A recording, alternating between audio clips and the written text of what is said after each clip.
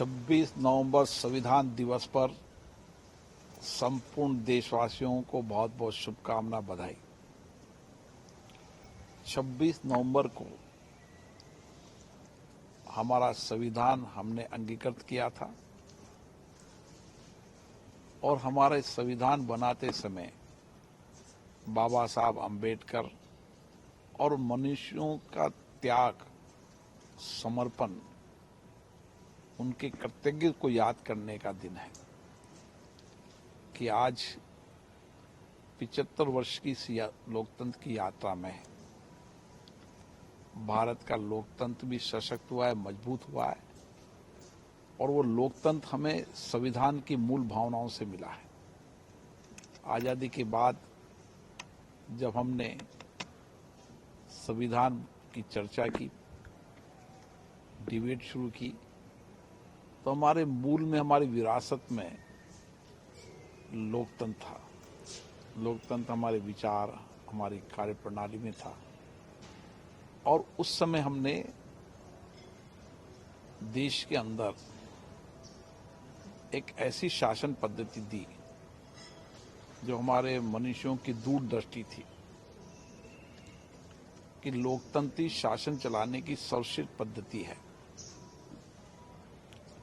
और उन महान मनुष्यों का दूरदृष्टि और उनका दृष्टिकोण इतना व्यापक था, उनका चिंतन इनका व्यापक था कि उस समय उन्होंने संविधान बनाते समय संपूर्ण देश की विविधताएं, भाषा की विविधताएं, धर्म की विविधताएं, राजनीतिक दलों की विविधताएं, उन विविधताओं को कैसे एक साथ जोड़ा जा सकता है, हमारी विविधता, हमारी ताकत बढ़े, इसके लिए संविधान के मूल भावनाएं हैं और संविधान के कारण ही हमारी विविधताएं ताकत बनी और संविधान के कारण ही हमारी लोकतांत्रिक प्रक्रिया हमने अपनाई जो आज दुनिया की सर्वश्रेष्ठ पद्धति है। सर, इस बार जश्न की कैसे तैयारी चल रही है? 26 नवंबर को महामहिम राष्ट्रपति महोदय की अगुवाई में ये संविधान दिवस मनाया जा रहा है और महामहिम राष्ट्रपति जी पूरे देश के अंदर संविधान की प्रस्तावना का पाठ सारे देशवासी एक साथ सामूहिकता से करेंगे ताकि संविधान के प्रति हम कृतज्ञता व्यक्त कर सकें और संविधान की मूल भावना और सामर्थ्य की ताकत को जन जन की ताकत पहुंचा सके। मुझे आशा है कि ये संविधान दिवस जन आंदोलन बनेगा और संविधान पर हम सब संविधान के प्रति अपनी कृतज्ञता व्यक्त करेंगे और उन मनुष्यों को जिन्होंने इस पर योगदान दिया उनके प्रति भी कृतज्ञता व्यक्त करेंगे और संविधान के मूल कर्तव्य और दायित्वों को हम आगे बढ़ाते हुए विकसित भारत के सपनों को भी साकार करेंगे। सर, जो हमारी राजनीति है उसमें विभिन्न मुद्दों के साथ साथ कहीं ना कहीं संविधान भी इर्द गिर्द घूमता है, तमाम राजनीतिक दलों का एक मुद्दा रहता है। किस तरह से देखते हैं संविधान के इर्द गिर्द जो हमारी राजनीति घूमती है? देखिए, संविधान भारत के 140 करोड़ का धर्म ग्रंथ है। संविधान हमारा सामर्थ्य है, संविधान हमारी शक्ति है, संविधान हमारा मार्गदर्शन है, न किसी व्यक्ति का न किसी एक राजनीतिक दल का। जब संविधान बनाते समय हमारी मूल भावनाएं सबको समानता, बंधुत्व, सबको अधिकार और सबको कर्तव्य, एक ऐसा व्यापक विचार है कि आज 75 वर्ष के बाद भी हमारा संविधान व्यापक दृष्टिकोण के साथ हमें मार्गदर्शन कर रहा है और संविधान हमारा कानूनी दस्तावेज नहीं है, संविधान हमारा सामाजिक दस्तावेज है। इस संविधान के कारण ही हमने सामाजिक आर्थिक परिवर्तन किए, समाज के वंचित, गरीब, पिछड़े व्यक्तियों को संविधान की मूल भावनाओं के अनुसार सम्मान लाने का काम किया, हमारी धर्म, हमारी अभिव्यक्ति की आज़ादी। दुनिया के अंदर आज भारत के संविधान को लोग पढ़ते हैं, उसकी विचारधारा को समझते हैं कि उस समय कैसे हमने मताधिकार का प्रयोग सभी वर्गों को, सभी जातियों को और बिना धर्म और बिना लिंग के भेदभाव के सबको अधिकार मिले। इसलिए जो मूल हमारा संविधान की भावना वो समानता की, बंधुत्व की है, जो आज भी हम सबको जोड़ने का और एक साथ मिलकर काम करने की सामर्थ्य देती, दिशा देती है। राजनीतिक रूप से सब संविधान के प्रति सम्मान करते हैं, सबको संविधान करना चाहिए।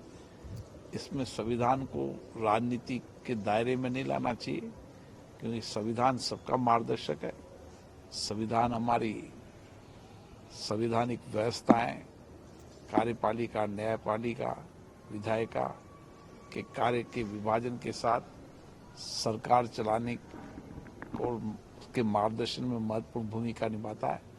और आज भी हम संविधान के मार्गदर्शन में ही, चाहे संसद हो, चाहे विधानसभा हो, चाहे सरकार, वो काम करती है।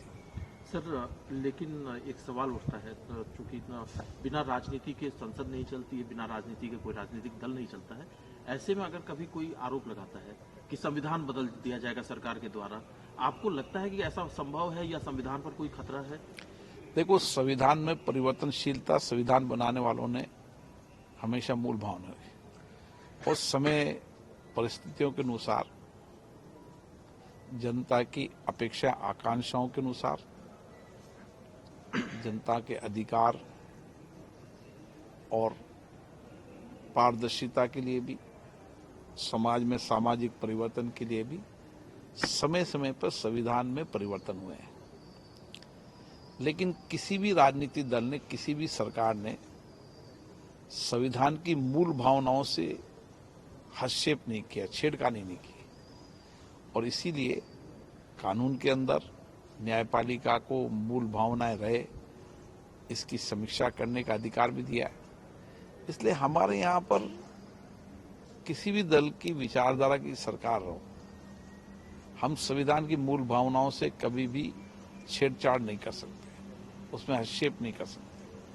और मुझे लगता है कि जो हमारा संवैधानिक अधिकार है गरीब, पिछड़े, वंचित लोगों को, वो आज की भी आवश्यकता है। और इसीलिए भारत के प्रधानमंत्री जी ने समय समय पर देश और राष्ट्र को हमेशा कहा है कि समाज के वंचित, गरीब, पिछड़े लोगों को आज भी सामाजिक आरक्षण की आवश्यकता है। और इसीलिए उनको सामाजिक आरक्षण के साथ उनके जीवन के अंदर समृद्धि आए, उनके जीवन में सामाजिक परिवर्तन हो, उसके लिए संविधान के मूल दर्शन में सरकार काम करती है। सर, एक मुद्दा उठता है कि संविधान का अक्षरशः पालन हो। लोकसभा के अध्यक्ष के तौर पर आप क्या समझते हैं, कितना अक्षरशः पालन होता है और क्या संदेश आप देना चाहते हैं? देखो, संविधान का अक्षर पालन सब जो हमारी कार्यपालिका है, न्यायपालिका, विधायिका, सब करते हैं। और बाबा साहब अम्बेडकर ने तो उस समय विचार व्यक्त किया था कि संविधान कितना भी श्रेष्ठ हो, संविधान को की मानने वाले, संविधान को एग्जीक्यूट करने वाले, वो समूह, वो व्यक्ति जितने बेहतर होंगे, जितनी उनकी सही दिशा होगी, दृष्टिकोण होगा, उतना ही संविधान सामर्थ्य बढ़ेगा। इसलिए संविधान को मानने वाले, संविधान को अपनाने वाले मूल समूह व्यक्तियों पर भी निर्भर करता है, बाबा साहब ने कहा था। और मेरा मानना है कि इस 75 वर्ष की यात्रा के अंदर हमने संविधान के प्रति हमेशा निष्ठा रखी है, संविधान के मार्गदर्शन में काम किया है। चाहे संसद हो, चाहे विधानसभा हो, सभी ने, लोकतांत्रिक संस्थाओं ने संविधान की मर्यादाओं के अनुरूप, संविधान में दिए गए मार्गदर्शन के अनुसार ये लोकतांत्रिक संस्थाएं अपना काम करती है, भविष्य में भी करती रहेगी। मेरे पूर्व अध्यक्षों ने भी संविधान की मूल भावनाएं, संविधान के विचारों की अभिव्यक्ति की स्वतंत्रता को रखा है। मुझे आशा है कि हम संविधान के मूल में ही काम करते हुए इस देश को आगे बढ़ाएंगे। सर, अध्यक्ष के तौर पर जब आप सदन चलाते हैं तो कई बार होता है, हंगामा होता है, हंगामे की वजह से कार्रवाई भी स्थगित करनी पड़ती है, कई बार असहमति बहुत ज़्यादा होती है। ऐसे में जो संवैधानिक दायित्व हैं उनको और प्रभावी तरीके से उन पर काम हो, इम्प्लीमेंट हो, तो कैसे और उत्पादकता भी बढ़े। देखिए, संविधान दिवस पर हमें संविधान सभा की डिबेट और चर्चाओं से प्रेरणा लेने की आवश्यकता है। संविधान सभा में भी अलग अलग विचारधारा के लोग थे, अलग अलग धर्म के लोग भी थे, लेकिन उस संविधान सभा में एक सार्थक चर्चा हुई, सकारात्मक चर्चा हुई। सहमति असहमति तो उस समय भी थी, उस सहमति असहमति में लोकतंत्र की ताकत है। और आज समय आ गया है कि हमें संविधान सभा की उस डिबेट से, उच्च कोटि की परंपराओं से हमें प्रेरणा लेने की, कि जहां पर सभी दल विचारधारा के लोग हों, सभी धर्म के लोग हों, उनके सभी विचारधाराओं के धर्मों को मानते हुए हम किस तरीके से श्रेष्ठ चर्चा कर सकते हैं, उच्च मर्यादा कायम कर सकते हैं, उच्च आचरण स्थापित कर सकते हैं। इसलिए सदनों के अंदर हमें संविधान दिवस पर, संविधान दिवस की शेष परंपराएं परिपाटियों पर भी प्रेरणा लेने का दिन है, ताकि हम अपने अपने सदनों के अंदर अच्छी चर्चा कर सकें, उच्च कोटि की चर्चा कर सकें। सहमति असहमति हो, लेकिन देश के हित में जहां आवश्यकता हो, सहमति से, सामूहिकता से काम करें। जितनी सहमति सामूहिकता से काम करेंगे उतना ही देश आगे बढ़ेगा। विचारधाराएं अलग हो सकती है, अभिव्यक्ति भी अलग हो सकती है, लेकिन देश प्रथम है, ये मूल भावना संविधान में भी है और ये मूल धारणा हमारे विचारधारा में हमेशा रहनी चाहिए। इसलिए मेरा हमेशा माननीय सदस्यों से आग्रह रहता है कि हम सदनों की गरिमा को बना के रखें, उच्च कोटि की परंपराओं को बना रखें। हमारी विरासत उच्च कोटि की परंपरा मर्यादाओं की रही है, उसको कायम करें। मुझे आशा है कि सभी माननीय सदस्य अपने शिष्ट आचरण करते हुए सदन की मर्यादाओं और गरिमा को बनाते हुए एक अच्छी चर्चा संवाद करेंगे और अच्छी परंपराएं स्थापित करेंगे। एक आखिरी सवाल है सर, क्योंकि कल से शीतकालीन सत्र शुरू हो रहा है, आपके साथ हमने कई जगह पर all India presiding officer conference भी कवर किया, जिसमें कि एक बात पर सहमति बनी, जैसा आप कह रहे हैं कि हंगामा होता है तो आपकी अपेक्षा रहती है, उसमें कई जगह पर जो विपक्षी दलों के भी जिन राज्यों में सरकारें हैं उनके भी अध्यक्ष ने कहा कि वेल में आने के लिए नियम कड़े कायद होने चाहिए, प्ले कार्ड लेकर के कोई ना आए। ये तमाम चीजें एक अध्यक्ष के तौर पर, लोकसभा अध्यक्ष के तौर पर आप क्या अपेक्षा करते हैं इस शीतकालीन सत्र में? नियम परंपराओं से मैं आचरण को बदला नहीं जा सकता। नियम परंपराएं एक दृष्टिकोण देती, दिशा देती है। इसलिए बाबा साहब ने उस समय कहा था कि संविधान को मानने वाले और संविधान को एग्जीक्यूट करने वाले लोगों पर निर्भर करेगा। आज भी संविधान हो चाहे संसद हो, उच्च कोटि की मर्यादाएं, उच्च कोटि का आचरण हमारे व्यवहार में होना चाहिए।